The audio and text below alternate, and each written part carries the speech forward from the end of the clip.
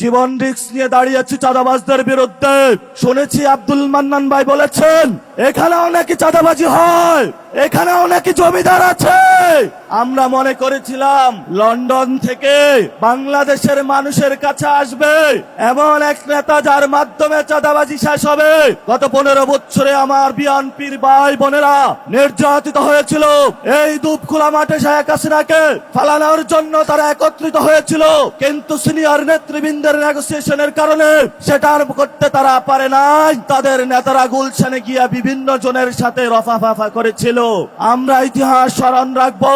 বিএনপির যারা নির্যাতিত ভাই এবং বোনেরা আছেন, ভয় নাই, তোমাদের আশ্রয়ের জন্য আমরা আছি।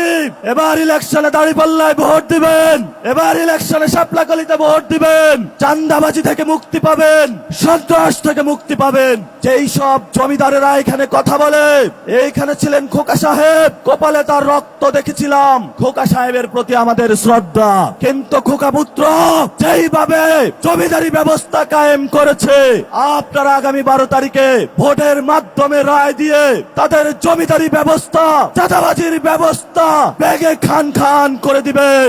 যাদের স্বপ্ন জেগেছে আবার ফ্যাসিবাদী ব্যবস্থা কায়েম করার, 2 টার্মের বেশি প্রধানমন্ত্রী থাকার, আবার বিচার বিভাগকে কুক্ষিত করে বিরোধী দলকে নির্যাতনের, আমরা ইনশাআল্লাহ 12 তারিখে তাদের সেই স্বপ্ন ভেঙে দিব। ইনশাআল্লাহ আমরা সরকার গঠন করব। আগামী 12 তারিখে সবাই ঐক্যবদ্ধভাবে আমরা চাঁদাবাজদের শেষ করব, দুর্নীতিবাজদের শেষ করব, জমিদারদের শেষ করব, আমার ভাই উসমান হাদি ভাইয়ের বিচার করব ইনশাআল্লাহ। এই ঢাকা 6-এর মানুষ বিগত সময় ফ্যাসিস্ট স্বৈরাচার শেখ হাসিনার কাছে মাথা নত করেনি। আমরা দৃঢ়তার সাথে বিশ্বাস করি এবারের জাতীয় সংসদ নির্বাচনে ঢাকা 6-এর জনগণ সকল প্রকার চাঁদাবাজ, দখলদার, দুর্নীতিবাজের বিরুদ্ধে ব্যালট পেপারের মাধ্যমে তাদের রায় ঘোষণা করবে ইনশাআল্লাহ। সম্মানিত ঢাকাবাসী, পুরান ঢাকা আমরা দেখে আসছি দীর্ঘদিন থেকে অবহেলিত একটি জনপদ। পুরান ঢাকার মানুষ দেশের অর্থনীতিকে সচল রাখার ক্ষেত্রে সবথেকে বেশি ভূমিকা পালন করে, কিন্তু তারপরেও পুরান ঢাকায় বড় ধরনের কোনো উন্নয়ন প্রকল্প পাশ করা হয় না। আমরা এই বৈষম্যের ব্যারিয়ারকে ভেঙে দিতে চাই।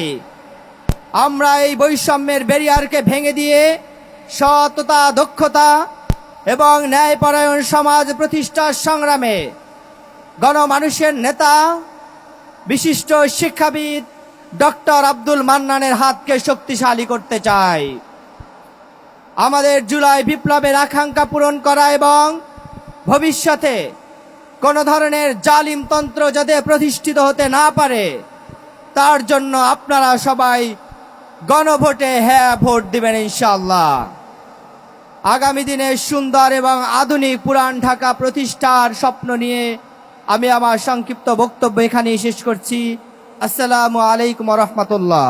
প্রিয় সাংবাদিক বন্ধুগণ, সংগ্রামী উপস্থিতি, আসসালামু আলাইকুম ওয়া রাহমাতুল্লাহি ওয়া বারাকাতুহু। আগামী 12ই ফেব্রুয়ারি বাংলাদেশে ইনশাআল্লাহ একটি নতুন সূর্যের উদয় হবে। আধিপত্যবাদের বিরুদ্ধে মানুষ তাদের রায় দিবে, ইনসাফের পক্ষে মানুষ রায় দেওয়ার জন্য মুখিয়ে আছে।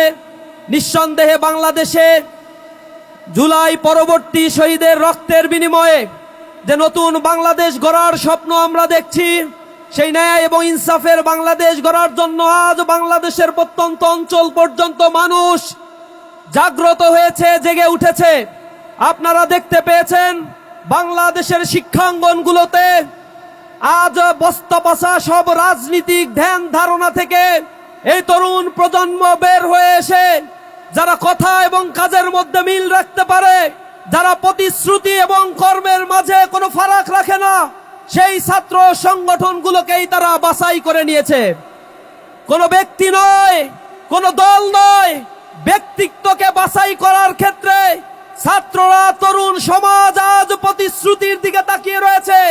কারা তাদের কথার মাধ্যমে এই সমাজকে গড়তে চায়, কাজের সুনিপুণ কৌশলের মধ্য দিয়ে এ দেশকে এগিয়ে নিয়ে যেতে চায়। পুরাতন সেই নব্য পুরাতন সেই বস্তা পচা সেই সংস্কৃতি সভ্যতা বক্তব্যের মধ্য দিয়ে জাতির মধ্যে এই বিভাজন মানুষ আর চায় না।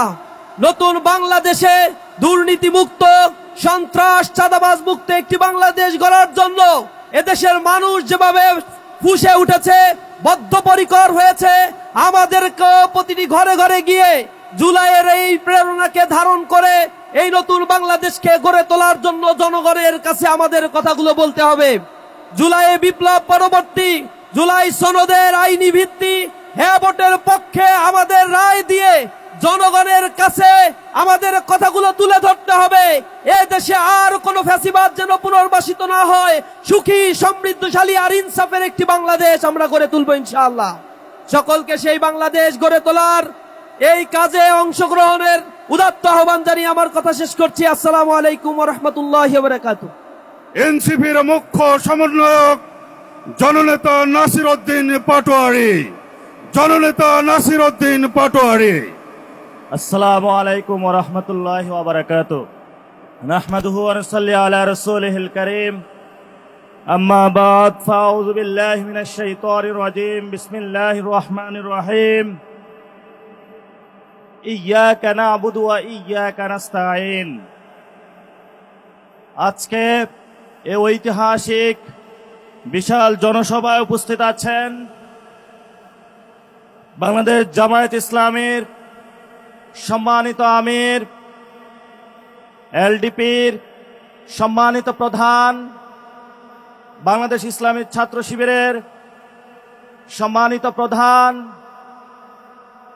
অত্র এলাকার এলাকাবাসী, জাতীয় নাগরিক পার্টির বিভিন্ন ইউনিটের নেতৃবৃন্দ, বাংলাদেশ জামায়াত ইসলামীর বিভিন্ন ইউনিটের নেতৃবৃন্দ, বাংলাদেশ ইসলামী ছাত্র শিবিরের বিভিন্ন ইউনিটের নেতৃবৃন্দ এবং এই গণ অভ্যুত্থান যাদের কারণে অতি দ্রুত সফল হয়েছিল বাংলাদেশে, যাদের কারণেই আমরা নতুন করে সাহস পেয়েছি, যাদের পেটে আমাদের 10 মাস 10 দিন কেটেছিল, আমাদের শ্রদ্ধেয় মা এবং বোনেরা, প্রিয় উপস্থিতি, আজকে আমরা একটা সময় এখানে উপস্থিত হয়েছি যখন আমরা গণতন্ত্রের দিকে যাচ্ছি। বাংলাদেশে গণ অভ্যুত্থানের একটি অন্যতম প্রতিশ্রুতি বিষয় ছিল বাংলাদেশে আমরা একটি গণতান্ত্রিক সরকার পদ্ধতিতে দিকে যাব,